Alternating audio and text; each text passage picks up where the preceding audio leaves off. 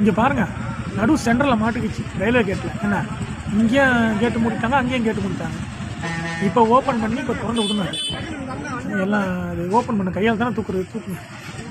திரும்பி ஸ்டெக் ஆகுதுன்னு நினைக்கிறாங்க. பாருங்கள், தூக்குங்க, டைம் ஆகிடுச்சுங்க, தூக்குங்க. அங்கே பாருங்கள், இப்படி நின்றா என்ன வருது?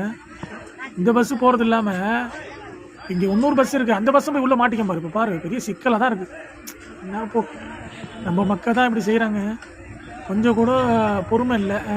பொறுமை நின்று தான் வந்தால் என்ன, கேட்டு போட்டாங்கன்னு தெரியுது. இது பாருங்க, கொஞ்சம் கூட நிற்க மாட்டாங்க. இப்போ அந்த பஸ் போனோன்னா இந்த பஸ் இங்கே இப்போ நிற்கும். இந்த வண்டியை மூவ் ஆகிடுச்சு பாரு. இது பாரு, இந்த வண்டியை மூவ் ஆகிடுச்சு. இது பாரு, இதை மாட்டிக்கிச்சு.